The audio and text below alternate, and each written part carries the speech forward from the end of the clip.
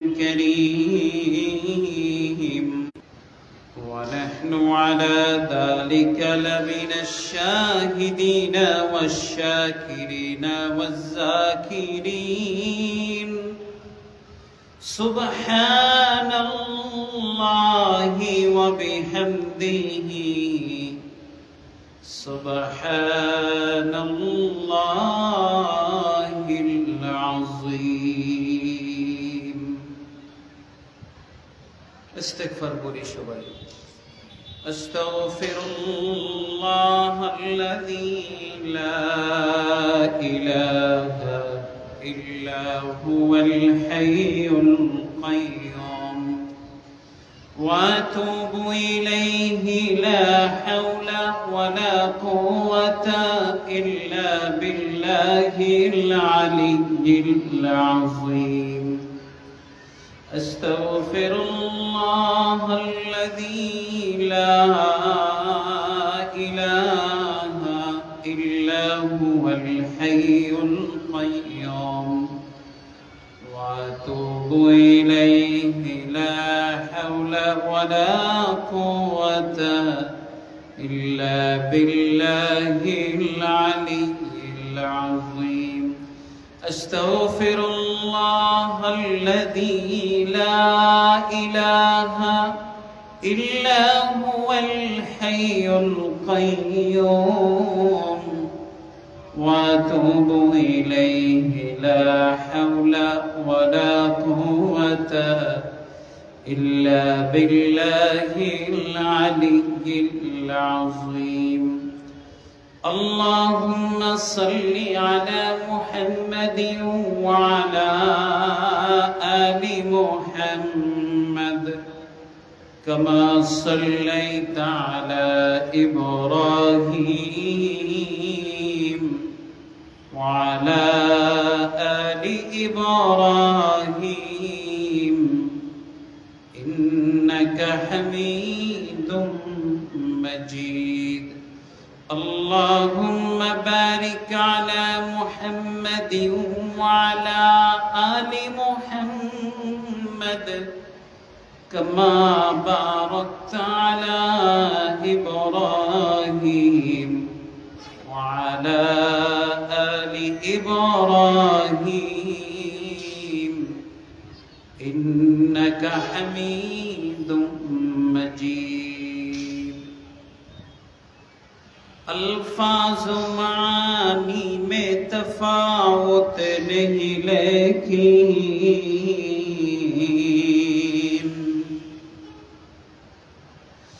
अल्फाज़ मानी में तफावत नहीं लेकिन मुल्ला के अज़ा और मुजाहिद के अज़ा और परवाज़ है दोनों की उसी एक ही फ़िज़ा में परवाज़ है दोनों की उसी एक ही फ़िज़ा में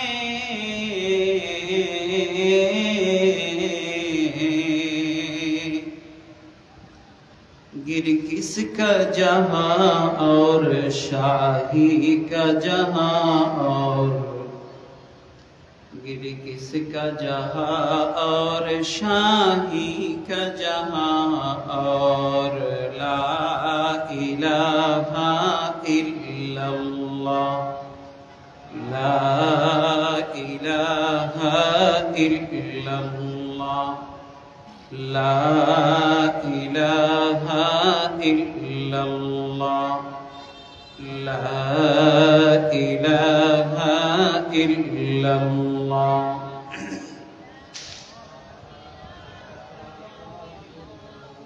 ला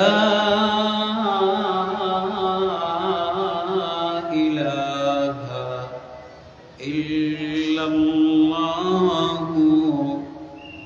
मुहम्मदुर रसूलुल्लाह सल्लल्लाहु अलैहि वसल्लम। বৈষম্য বিরোধী ছাত্র আন্দোলন ও ফেনীর বন্যায় নিহত সকল শহীদদের স্মরণে হিলফুল ফুজুল ফাউন্ডেশনের উদ্যোগে আজকের 29শে সেপ্টেম্বর 2024 রোজ রবিবারের মাহফিলের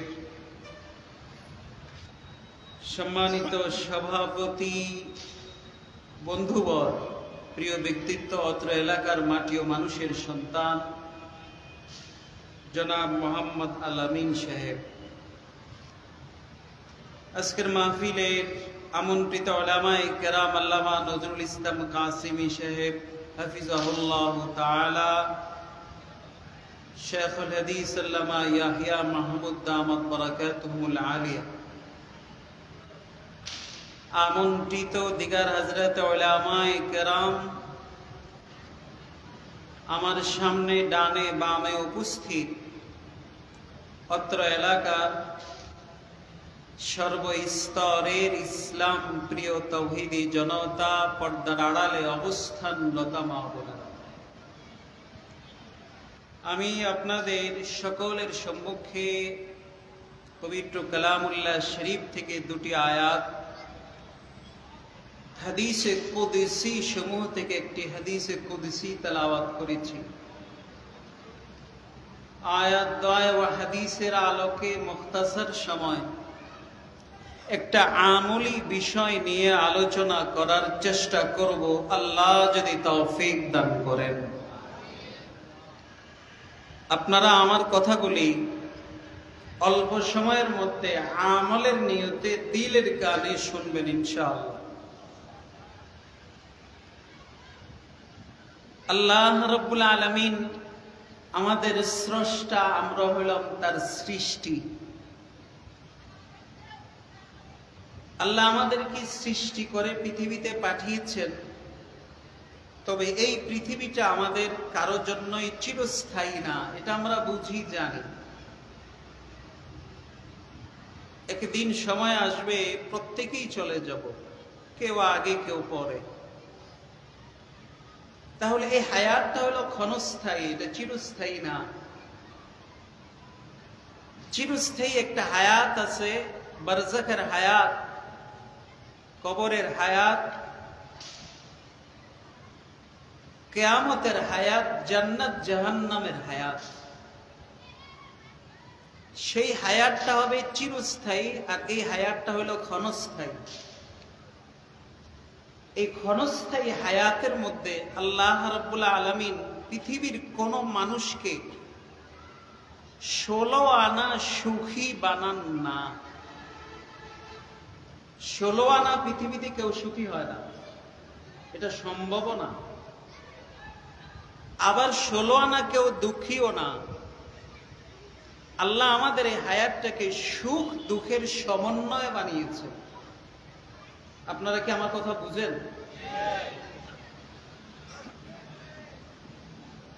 সুখ দুঃখের সমন্বয় আল্লাহ আমাদেরকে এই পৃথিবীতে পাঠিয়েছেন।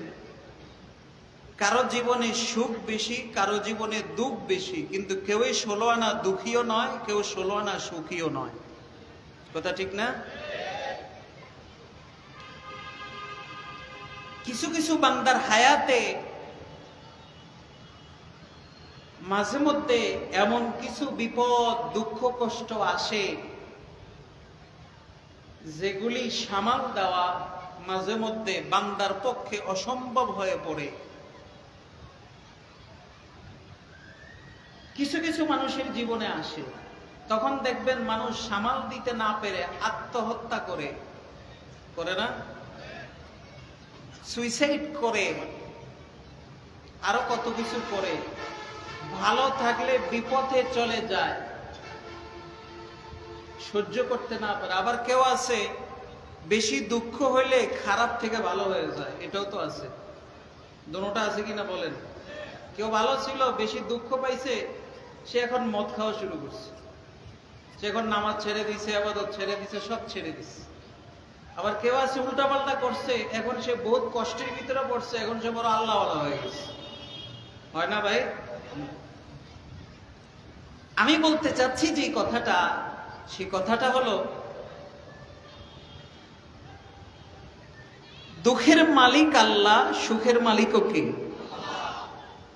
বান্দা যদি কখনো দুঃখের সম্মুখীন হয়, তখন এই দুঃখের একমাত্র সমাধান করতে পারেন আল্লাহ। আল্লাহ কিভাবে সমাধান করবেন এটা আল্লাহ ভালো জানেন, কিন্তু আল্লাহর জন্য যেই কোনো সমস্যার সমাধান করা 1 সেকেন্ডেরও ব্যাপার না।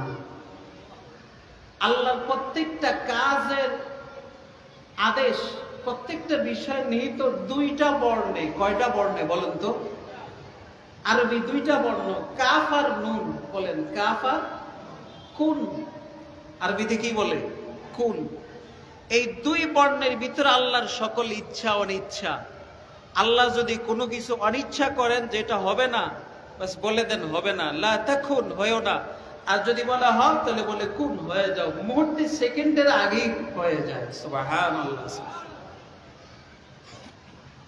কিন্তু আমি বিপদে পড়লে আমার সমস্যার সমাধানটা কিভাবে হবে, এটার জন্য একমাত্র মাধ্যম হলো বান্দার লগে আল্লাহর লগে সম্পর্ক কায়েম করা। কি কায়েম করা বলেন তো? সম্পর্ক। যেই বান্দার সাথে আল্লাহর সম্পর্ক যত গভীর, তার সমস্যার সহজ সমাধান তত আসান। আর যে বান্দার সাথে আল্লাহর সম্পর্ক পাতলা, দূরে, তার সমস্যার সমাধান সহজে হয় না। এই জন্য আল্লাহ রাব্বুল আলামিন নবী মুহাম্মদুর রাসূলুল্লাহ সাল্লাল্লাহু আলাইহি ওয়াসাল্লামের মাধ্যমে আমাদেরকে শিখাইছেন যে তোমরা যদি কখনো কোনো বিপদে পড়ো, কোনো সমস্যার সম্মুখীন হও, তাহলে একমাত্র আমল হলো তোমরা যত দ্রুত পারো আল্লাহর কাছাকাছি যাও। এখন আল্লাহর কাছাকাছি কিভাবে যাব? মাধ্যমটা কি? এই কথাটা আল্লাহর রাসূল সাল্লাল্লাহু আলাইহি ওয়াসাল্লামের জবানে আল্লাহ বলাইছেন। সেটা কি? আল্লাহ বলেন, বান্দার উপরে আমি যে সমস্ত ফরজ ইবাদতগুলি ফরজ করেছি, এই ইবাদতগুলি আদায় করার পরে বান্দা যদি কন্টিনিউ, নিয়মিত নফল ইবাদতের পাবন্দি করে, তাহলে বান্দা নফল ইবাদত করার দ্বারা আমার এত কাছে আসে, এত নিকটে আসে, একটা পর্যায়ে যে আমি আল্লাহ বান্দাকে ভালোবাসা শুরু করে দেই। লা ইয়াজালু আবদি ইয়াতাকাররাবু ইলাইয়া বিন নওয়াফিল হাত্তা উহিব্বা। আল্লাহ বলেন, বান্দা যখন নওয়াফিল আদায় করে, নফল নামাজ আদায় করে, ইশরাকের নামাজ আদায় করলো, আরো বিভিন্ন ইবাদত করলো, নফল ইবাদত দ্বারা বান্দা আমার কাছে আসে, এত কাছে আসে যে হাত্তা উহিব্বা, আমি তাকে ভালোবাসি। এরপরে আল্লাহ বলেন, ফাইদা আহবাবতুহু, আমি যখন কোনো বান্দাকে ভালোবাসা শুরু করে দেই, সে ইবাদত করতে করতে আমার কাছে আসলো, আমি তাকে ভালোবাসা শুরু করে দিলাম। একটা পর্যায়ে তখন আর তার হাতগুলি তার হাত থাকে না, তার চোখগুলি আর তার চোখ থাকে না, তার জবান আর তার জবান থাকে না, তার পাও আর তার পাও থাকে না। তার প্রত্যেকটা অঙ্গ, তার চোখটা আমার আল্লাহর চোখে পরিণত হয়, তার জবানটা আমার আল্লাহর জবানে পরিণত হয়, তার হাতটা আমার আল্লাহর হাতে পরিণত হয়। আলোচনার বিষয়, আল্লাহর তো হাত নাই, আল্লাহর তো চোখ নাই, আল্লাহর তো কান নাই, আল্লাহর তো পা নাই।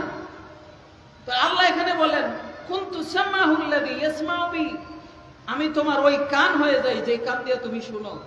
ও বাসারাহুল্লাযী ইউবসিরু বি, আমি তোমার ওই চক্ষু হয়ে যাই যে চক্ষু দিয়ে তুমি দেখো। ওয়া ইয়াদাহুল্লাতী ইয়াবতিশু বিহা, আমি তোমার ওই হাত হয়ে যাই যে হাত দিয়ে তুমি ধরো।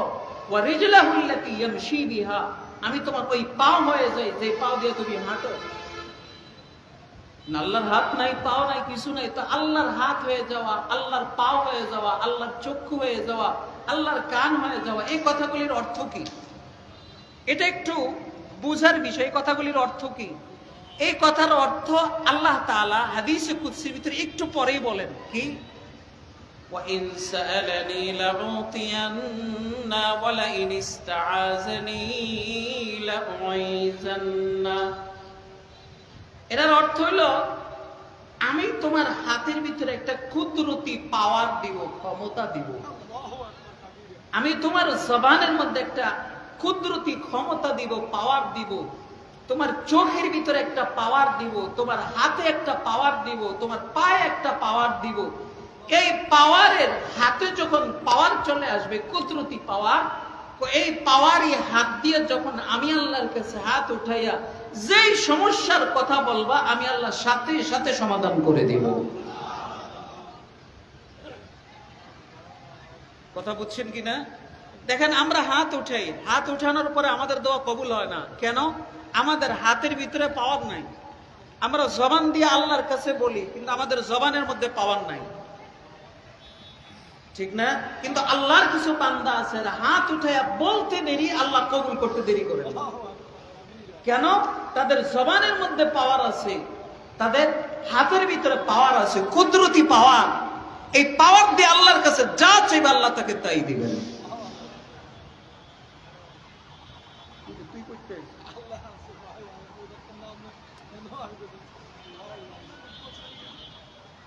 আল্লাহু আকবার।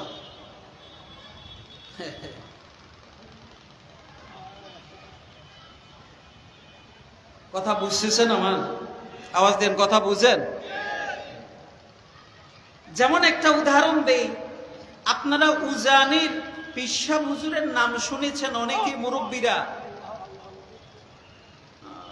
মোবারক করিম রহমতুল্লাহ আলাইহি, যারা মুরব্বী শ্রেণী আছেন তারা জানেন উনি কাশপুর এলাকায়, এই সমস্ত এলাকায় একটা সময় অনেক বেশি আসতেন।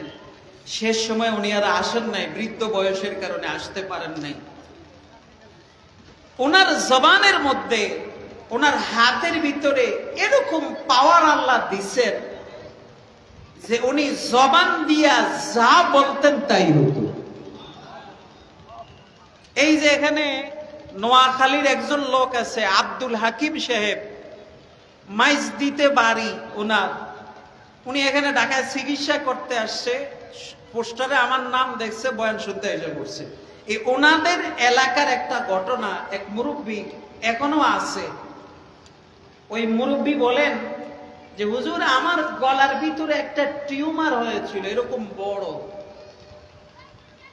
ডাক্তার বলছে অপারেশন লাগবে। উনি ছিলেন উজানি হুজুরের মুরিদ। তো উজানি হুজুর আমাদের এলাকায় মাহফিলে আসতেছে কিছুদিন পরে, হুজুরে আসুক, হুজুরের দোয়া নিয়ে তারপর অপারেশনে যাব। তো হুজুর আসছে মাহফিলে, হুজুর সাথে দেখা করছে, দেখা করার পর বললো হুজুর আমার গলায় টিউমার, ডাক্তার বলছে অপারেশন করা লাগবে, হুজুর একটু দোয়া চাই। একটা পানির বোতল নিয়ে আসছে, পানির বোতলের ভিতরে পানি আছে, হুজুর একটু যদি ফুয়া দিতেন তাহলে আমি খাইতাম, যদি আমার উপকার হয়। ওনার নিজের জবানের কথা উনি আমার কাছে বয়ান করছেন, এখন উনি হায়াতে আছেন। ওই লোকটা মাইজদিতে বাড়ি, তিনি বলেন যে আমার হুজুর একটু পানির বোতলের ভিতরে একটা ফু দিছে, ফু দিয়ার ডাকনাটা বন্ধ করে একটা এভাবে নাড়াচাড়া দিয়া বলছে খাও। আমি খাইলাম, খাওয়ার পরে পান করলাম, পান করার পরে আমার কাশ শুরু হয়েছে, কাশ।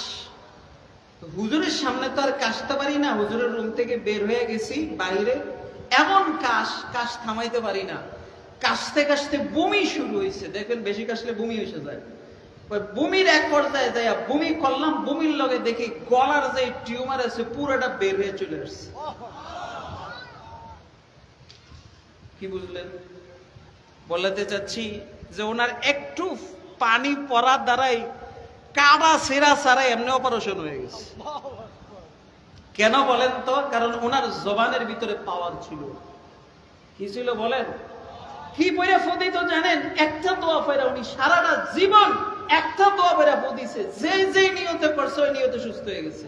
দোয়াটা হলো যেটা আমরা সবাই জানি, সবাই জানি, সেটা হলো বিসমিল্লাহিল্লাযী লা ইয়াদুররু মা ইসমিহি শাইউন ফিল আরদি ওয়ালা ফিস সামাই ওয়া হুয়াস সামিউল আলীম। এই দোয়াটা ওদের সব সময় পড়ছে, যে যে পরাবালির জন্য আসছে এই দোয়া পড়ছে আর ভালো হয়ে গেছে। কিন্তু আমিও তো দেই, আমারটা হয় না কেন? কারণ আমার জবানটা পাওয়ারই না। আমিও বিসমিল্লাহ পড়ি, উনিও বিসমিল্লাহ পড়েছে, ওনারটা আসর করে, আমারটা আসর করে না, কারণ ওনারটা জবান পাওয়ারই, আমার জবান পাওয়ারই না। কথা বুঝছেন কিনা? হযরত হাফিজ জি হুজুর রহমাতুল্লাহ আলাইহির নাম শুনেছেন? হ্যাঁ, কত বড় বুজুর্গ ছিলেন না? কামরাঙ্গীচরে ওনার মাদ্রাসা, ওখানে ওনার কবর, সবকিছু এখানে। তো ওনার কাছে এক ক্যান্সারের রোগী আসছে, হুজুর আমার ক্যান্সার বাংলাদেশে সব পরীক্ষায় ধরা গেছে, আমার ক্যান্সার, আমি ইন্ডিয়াতে যাব চিকিৎসার জন্য, আমাকে একটু পানি পড়া দিয়ে দেন। তো হুজুর এই সূরা ফাতিহা পড়ে, আমি শুনেছি আমার ওস্তাদের মুখ থেকে, হুজুর সূরা ফাতিহা পড়ে তাকে ফু দিয়েছেন। তো ফাতিহা পড়ে ফু দেওয়ার পর সে যাইতেছে, যাইতে যাইতে, আগে সময় লাগতো, তো যাইতে যেতে একটু একটু পানি খায়, শুকায় গেছে ক্যান্সার। ওই দেশে যাওয়ার পরে ডাক্তাররা বাংলাদেশি সব রিপোর্ট দেখে দেখছে ক্যান্সার। তো ওখানে নিয়ম হলো এক রিপোর্টের উপর তারা চিকিৎসা করে না, তারা নিজেরা আবার টেস্ট করে, পরীক্ষা করে। তো পরীক্ষা করে তারা বলছে ঠিক আছে আমরা একটু পরীক্ষা করে দিই। তো তারা পরীক্ষা করলো ল্যাবে, পরীক্ষা করে যতগুলি রিপোর্ট আসছে দেখে তার শরীরে কোনো ক্যান্সার নাই।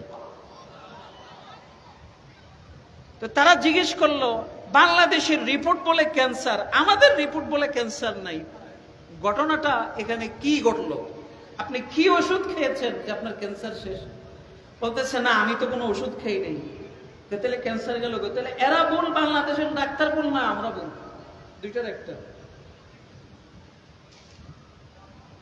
তখন বলতেছে আপনি কোনো ওষুধ খান নাই? কয় না, তবে হ্যাঁ তো জানে, আমি একটা পানি খেয়েছি, আমাকে বাংলাদেশে একজন পিসাব আছে, পিসাব একটা পানি পরা আমি আনছি, আস্তে আস্তে পথে পথে আমি খেয়েছি। তো হিন্দুরা আবার এগুলাতে বিশ্বাস করে ভালো, ওরা বুঝেন না, এই পানি পরার হেরা আবার খুব বিশ্বাস করে। দেখে তাহলে আমাদেরকে একটু পানিটা বের করে দেন। তো বোতল থেকে বের করে দিচ্ছে, তো ওরা একটা ল্যাবে নিছে, কি রে হের চিকিৎসা বাংলাদেশে বলে তার ক্যান্সার, এখানে বলে ক্যান্সার নাই, তো এটার ভিতরে কোনো মেডিসিন আছে কিনা? ল্যাবে নিয়ে দেখে সুবহানাল্লাহ, হাফিজ জি হুজুর রাহমাতুল্লাহ আলাইহি যেই পানির ভিতরে আপনার ফু দিয়েছেন, এই পানিটার ভিতরে ক্যান্সারের মেডিসিন আছে। দেখেন এক সূরা ফাতিহা দ্বারা পানির ভিতরে ক্যান্সারের মেডিসিন তৈরি হয়ে গেছে। আমিও তো সূরা ফাতিহা পড়ে ফু দেই, আমার দয়টা কেন? কথা বুঝতেছেন আমার কথা? হ্যাঁ, কিন্তু ওনাদেরটা হয় কেন? কারণ হলো ওনাদের জবানটা ছিল পাওয়ারি, এই পাওয়ার হওয়ার কারণে পাওয়ারে দিয়ে তারা যা বলছে তাই হইছে। সুবহানাল্লাহ।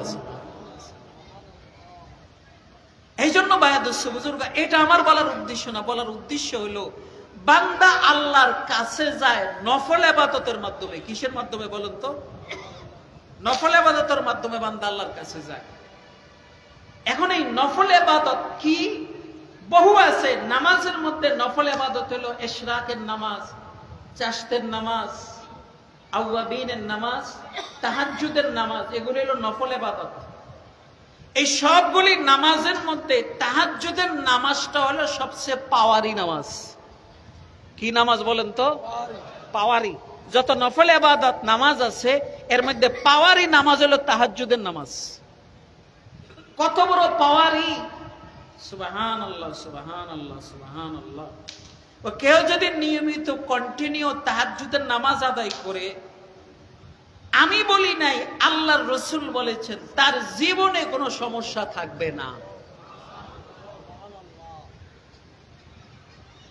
এক হাদিসের মধ্যে আল্লাহর রাসূল বলেন, হযরত আবু উমামা আল বাহিলি রাদিয়াল্লাহু তাআলা আনহু থেকে বর্ণিত, তিনি বলেন আলাইকুম বিকিয়ামিল লাইল ফাইন্নাহু দাবুস সালিহিনা ক্বাবলাকুম ওয়া কুরবাতুন ইলাল্লাহি আযজা ওয়া জাল্লা ওয়া তাকফীরুন লিয-যুনুব ওয়া মাতরাদাতুন লিদ-দা'i আনিল জাসাদ ওয়া মানহাতুন আনিল ইসম। আল্লাহর রাসূল জানতেন এই নফল ইবাদতের ভিতরে সকল সমস্যার সমাধান। এই জন্য আল্লাহ রসুল জীবনে কোনোদিন একান্ত কোনো কারণ ছাড়া তাহাজ্জুদের নামাজ আল্লাহ রসুল ছাড়েন নাই। সারাটা জীবন আল্লাহ রসুল তাহাজ্জুদ করছেন, নিজেও পড়ছেন, উম্মতকে বলে গেছেন যে তোমরা নামাজ পড়ো, তাহাজ্জুদ পড়ো। কেন? ফাইন্নাহু দাবুস সালিহিনা মিন ক্বাবলিকুম, ওই শেষ রাত্রে তাহাজ্জুদের নামাজ এটা পূর্বেকার যত নবী ছিল, যত ওলি ছিল, সবার আমল ছিল শেষ রাত্রের তাহাজ্জুদ। মানে কোন নবীরা কোনোদিন তাহাজ্জুদ ছাড়ে নাই, কোন আল্লাহর ওলিরা কোনোদিন তাহাজ্জুদের নামাজ ছাড়ে নাই। লাভ কি হবে? আল্লাহ রসুল বলেন ফাইন্নাহু কুরবাতুন ইলাল্লাহি আযজা ওয়া জাল্লা, কই শেষ রাতে সব ঘুমায় কিন্তু আল্লাহ ঘুমায় না। কে ঘুমায় না বলেন? আল্লাহ ঘুমায় না। এক হাদিস আছে ইয়ানজিলু রাব্বুনা তাবারাকা ওয়া তাআলা কুল্লা লাইলাতিন ইলাস সামাঈদ দুনিয়া হিনা ইয়াবকা সুলুসুল লাইলিল আখির। আল্লাহ রসুল বলেন কয় যখন রাত্রে 3 ভাগে 2 ভাগ চলে যায় তখন আল্লাহ আরশে আজিম থেকে নেমে প্রথম আকাশে আসেন। আইসব বান্দাকে ডাকতে থাকে, এ বান্দা কে আসো, কে আসো আমার কাছে দোয়া করবে, আমি আজকে দোয়া কবুল করব। কে আসো আমি আল্লাহর কাছে ক্ষমা চাইবে, আমি আল্লাহ তাকে ক্ষমা করে দিব। কে আসো বিপদগ্রস্ত, আমি আল্লাহর কাছে বিপদের কথা বলবা, আমি তাকে বিপদ থেকে উদ্ধার করব। এই কথাগুলি বলে আল্লাহ প্রথম আকাশে এসে প্রত্যেকটা বান্দাকে ডাকতে থাকে। ভাই শেষ রাতটা হলো, এটা হলো আশেক মাশুকদের কথা। সুবহানাল্লাহ। দেখবেন দুনিয়ার প্রেমিক প্রেমিকা যারা হয়, রাত্র যত গভীর হয় তাদের প্রেমের খেলাও তত গভীর হয়, ঠিক না ভাই? ঠিক আল্লাহর কিছু বান্দা আছে, এরা যখন রাত্র গভীর হয় তখন আল্লাহর সাথে এদের প্রেমের খেলা গভীর হয়। মিয়ানে আশেক মাশুকে চরমজিস, মিয়ানে আশিক মাশুকে চরমজিস, কিরামান কাতিবিরা হাম খবর নিস। ভিন্ন কথা, আমি সেদিকে যাচ্ছি না। আপনি আশেক মাশুকের বিষয় বাদ দেন। আপনি যদি একজন গুনাহগার হন, আপনি যদি একজন অপরাধী হন, আপনি যদি সমস্যায় জর্জরিত হন, আজকে আপনাদেরকে বলে যাচ্ছি দুনিয়ার মানুষ ঘুমায় গেছে, আপনি ঘুমায়েন না। একটু শেষ রাত্রে উঠা 2 রাকাত নফল নামাজ পড়া, কমপক্ষে 4 রাকাত নফল নামাজ পড়া, আল্লাহ যখন ডাকতেছে ওই মুহূর্তে হাত উঠে যা চাইবেন আল্লাহ আপনাকে তাই দিবে। কেউ ফিরে যায় না। এরপর আল্লাহ রসুল বলেন তাকফিরুল লিযুনুব, কয় শেষ রাত্রে উঠা নামাজ আদায় করলে জীবনে যত গুনাহ করছো সব গুনাহ আল্লাহ মাফ করে দিবেন। আর এটা হলো আখিরাতের। আর সবচেয়ে বড় ফায়দাটা কি? ফায়দাটা হলো মাতরাদাতুল লিদ্দাই আনিল জাসাদ। আল্লাহ রসুল বলেন কয় শরীরের মধ্যে যদি কোনো রোগ থাকে, যে কোনো কঠিন রোগ যদি থাকে, আর যদি কন্টিনিউ তাহাজ্জুদের নামাজ আদায় করো তাহলে আল্লাহ তোমার রোগ ভালো করে দিবেন। কেউ ভাই শরীরে ডায়াবেটিস আছে, শরীরে হাই প্রেসার আছে, বহু রোগ আছে, আছে না নাই? আপনি নিয়মিত তাহাজ্জুদের নামাজ আদায় করেন, আমি কথা দিলাম আপনার তাহাজ্জুদ কি বলে ডায়াবেটিস কন্ট্রোলে আসবে। আপনি নিয়মিত তাহাজ্জুদের নামাজ আদায় করেন, আমি কথা দিলাম আপনার প্রেসার লেভেলে চলে আসবে। এটা একবারে পরীক্ষিত আমল, একেবারে পরীক্ষিত আমল। 3 জিনিস মানুষকে রোগ মুক্ত রাখে। কয় জিনিস বলেন তো? আজকে একটু ডাক্তারি আলোচনা। কয় জিনিস? 3 জিনিস আমল করবেন, শরীরে রোগ বাধা আসবে না, রোগ থাকলেও কন্ট্রোল হয়ে যাবে। 1 নম্বর হলো তাহাজ্জুদের নামাজ। বলেন 1 নম্বর কি? 2 নম্বর হলো কালো জিরা। 3 নম্বর কি? হাদিসে আছে আল হাব্বাতুস সাউদা শিফাউন লিকুল্লি দা ইল্লা সাম, যে কালো জিরা সকল রোগের ওষুধ, তবে সাম ছাড়া। সাহাবায়ে কেরাম প্রশ্ন করলো হুজুর সাম কি? তখন আল্লাহ রাসূল বয়ান করছেন আল মউত, মৃত্যু। মৃত্যু ছাড়া পৃথিবীর যত রোগ আছে সকল রোগের ওষুধ হইল কালো জিরা। কথা বুঝতে পারছেন নি? তাহলে কয়টা হইলো? কয়টা বলেন তো? নম্বর 3 হইল মধু। কি বলেন? কেমনে খাইবেন শিখেন। প্রতিদিন সকালবেলা তাহাজ্জুদের সময়টা তাহাজ্জুদের নামাজ পড়বেন, আর ফজর নামাজের পরে কালো জিরা আর মধু দুইটাকে একসাথে মিক্স করে হাতের ভিতরে তালু আছে না, তালু পরিমাণ যতটুকু এই পরিমাণ প্রতিদিন খালি পেটে খাইবেন, কন্টিনিউ, মিস করবেন না। কথা দিলাম শরীরে কোনো কঠিন রোগ বাসা বাঁধবে না। তাহলে সকল রোগের মেডিসিন কয়টা বলছি বলেন তো? 1 নম্বর কি বলছি, 2 নম্বর, 3 নম্বর মধু। সুবহানাল্লাহ, সুবহানাল্লাহ।